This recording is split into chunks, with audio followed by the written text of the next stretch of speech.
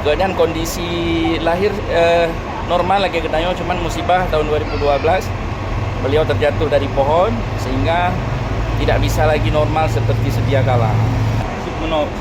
Dengan kondisi ron yang gino keadaan lagi tapi bisa berbakti kurunci. Maksudnya harus terus turun lain, pesannya harus terus turun lain dan memangnya jalan cepat ke surga Allah. Tapi dengan sangat terbatas tapi bisa mengumrahkan kurunci. Jadi lompegah ron sebetulnya wes alkar di versi wela sebetulnya. Bismillah, alhamdulillah. Saya berada tepat di belakang Raudhah Rasulullah SAW, di mana dulu di sini merupakan rumahnya Rasulullah SAW yang terbuat dari pelepah kurma yang sangat amat sederhana, tidak besar, cuman ada satu kamar saja. Akan tetapi dari rumah kecil itulah Rasulullah SAW membangun pondasi Islam yang begitu spektakuler, membangun akhlak peradaban umat yang begitu luar biasa. Dari sini saya ingin menyampaikan bahwa ada salah seorang jamaah kita yang berangkat lebih dulu. Nama beliau Yunus dari Waila. Saya sudah minta izin ke beliau untuk membuat video tentang beliau, semoga menjadi motivasi, menjadi inspirasi bagi kita, khususnya dalam mengabdi, berbakti, birrul walidain kepada kedua orang tua, lebih khusus lagi kepada ibu kita.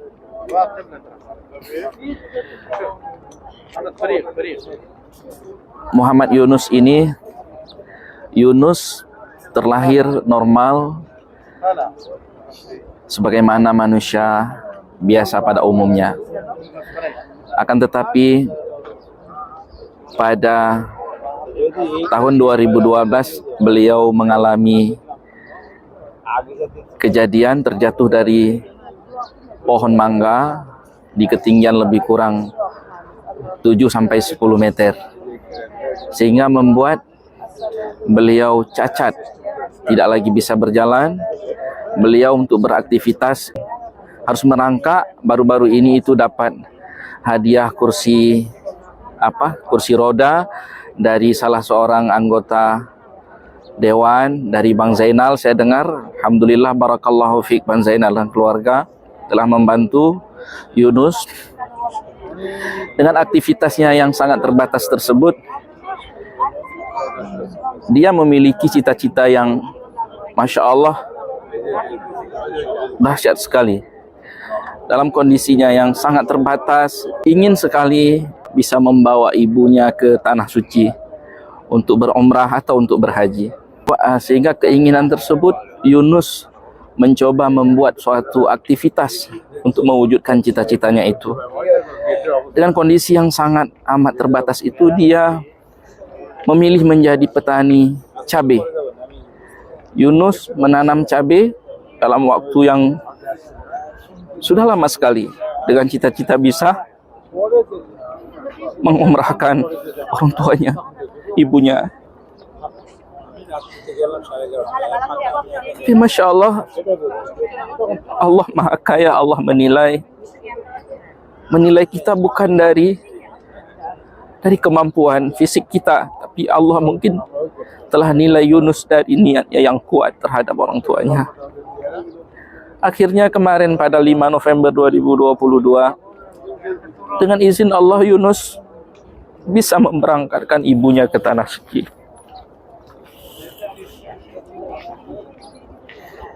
Dan Yunus sendiri pun mendapat bonus, mendapat cara dari Allah, karena dia tidak memiliki cukup uang untuk berangkat 2 orang.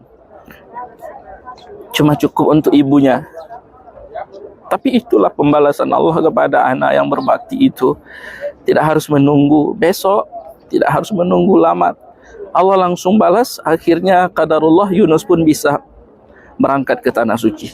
Saya telah menjumpai Yunus di penginapannya di Al-Fairusata di dekat Masjid Nabawi. Jemaah yang mulia, secara pribadi saya sangat malu kepada diri saya sendiri dan kepada Allah tentunya. Kita yang memiliki fisik yang sempurna mungkin belum bisa berbuat banyak untuk orang yang begitu berjasa dalam kehidupan kita yang tak mungkin dapat kita balas jasa. Ibu kita telah mengandung kita 9 bulan lamanya, menyusui kita 2 tahun penuh. Tak ada yang mampu membalas jasanya kecuali Allah saja. Malu sekali rasanya melihat perjuangan Yunus untuk orang tuanya dengan kondisi dia yang tidak sempurna seperti kita. Saya menyebut Yunus dengan Uwais Al-Qarni versi Waila. Saya telah bilang ke dia, saya menyebut Anda Yunus Uwais Al-Qarni versi Waila. Saya ingin menjadi pelajaran bagi kita semua. Terutama saya mau titip pesan kepada anak-anak saya, Kak Hafizah, Kak Munira, Yusuf, Umair, saat nanti kalian dewasa, siapapun kalian Allah berikan, jangan lupakan jasa umi kalian. Untuk kalian ketahui, anak-anakku, umi kalian untuk melahirkan kalian itu dibelah perutnya, dioperasi. Kalian disusui penuh 2 tahun. Habis sebagai saksinya. Mungkin bila kalian harus memilih untuk mengabdi, mengabdilah untuk umi kalian. Karena kebahagiaan kalian itu erat sekali kaitannya dengan pengabdian kalian terhadap ibu kalian, terhadap umi kalian. Nah, saya juga mau titip pesan nih kepada seluruh yang mendengar mungkin video saya ini. Siapapun kita hari ini, yang jelas kita adalah anak dari ibu-ibu kita. Jangan sampai kita tak bisa mengabdi kepada mereka, karena itu penyesalan bagi kita sendiri yang tidak akan pernah bertepi. Siapapun kita hari ini, kita orang sukses, kita pejabat, siapapun kita hari ini masih anak-anak, udah dewasa, remaja, siapapun kita, berbaktilah kepada ibu, kepada orang tua yang punya kemampuan harta lebih. Saya pikir sangat layak untuk meniru Yunus Waila, memberangkatkan orang tuanya ke Tanah Suci. Kalau perlu jangan dulu kita yang berangkat, tapi berangkatkan ke orang tua kita. Ada keridhaan Allah di sana. Dan jangan sakiti hatinya, jangan bicara kepada orang tua dengan suara yang meninggi. Saya betul-betul mengharapkan pada anak-anak saya, pada santri-santri saya di Bulis. Kalian tahu, Tengku, kalau urusan ini cepat sekali emosinya. Kalau kalian ketahuan ngomong tinggi, nada tinggi ke orang tua, tidak ada akhlak, tidak ada kesopanan, maka kalian itu pasti akan kena rotan, tegangan tinggi itu dengan Tengku. Karena kenapa? Kalian akan tidak pernah bahagia, kalian tidak dianggap sukses kalau kalian tidak menjadi anak yang berbakti kepada ibu kalian. Saya memang berat untuk ngomong ini, tapi saya harus sampaikan. Kalian yang masih punya ibu, jangan sia-siakan. Itu jalan tol kalian menuju surganya Allah Subhanahu wa Ta'ala. Saya qadarullah, saat saya dilahirkan dulu pada 7 April 83, saya cuma bisa bersama ibu yang telah mengandung saya, mencintai saya sepenuh hati. Beliau dipanggil Allah 4 bulan setelah saya dilahirkan. Saya tidak tahu mau sampaikan apa, tapi yang jelas mungkin seperti ini. Saya coba curhat mungkin. Bila hari ini orang-orang melihat saya ini menganggap saya sukses, alhamdulillah, mudah-mudahan Allah sukseskan saya. Mungkin salah satu penyebab besarnya karena saya tidak punya dosa dengan ibu saya. Karena saya dapat dipastikan tidak berdosa dengan ibu saya. Saya masih 4 bulan. Beliau sudah dipanggil Allah. Mungkin karena ini Allah beri saya kelebihan, Allah beri saya karunia, Allah beri saya anugerah bagi orang yang menilai saya memiliki kelebihan, diberikan kelebihan oleh Allah. Tapi yang menilai saya biasa-biasa saja, atau yang menganggap, yang melihat saya bukan siapa-siapa, berarti begitu beratnya.